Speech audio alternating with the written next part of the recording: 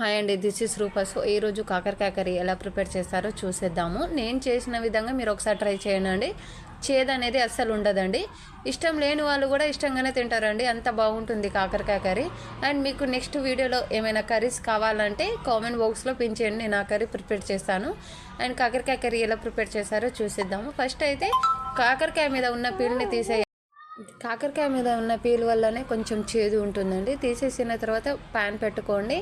Oil 2 table spoon, పోపు దినుసులు, కాకరకాయ వేసుకోండి. తర్వాత కొంచెం సాల్ట్ వేయండి, ఒక 15 మినిట్స్ ఉడకనివ్వండి. దాని తర్వాత కొంచెం చిటికెడు పసుపు, తర్వాత అల్లం వెల్లుల్లి పేస్ట్ వేయండి, కలుపుకోండి ఒక 5 మినిట్స్. దాని తర్వాత ఒక టమాటో వేయండి అండి, ఒకటే టమాటో, ఎక్కువ వద్దు. ఒక టమాటో వేసిన తర్వాత అది 15 మినిట్స్ ఉడకనివ్వండి అండి.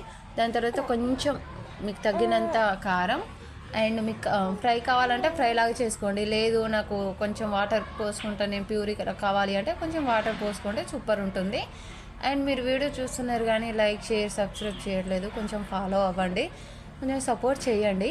అండ్ లాస్ట్కి కొంచెం మసాలా వేసుకోండి, సూపర్ అంటే సూపర్ ఉంటుంది. ఇష్టం లేని వాళ్ళు కూడా రొట్టెలు వేసుకుంటూ తింటారు.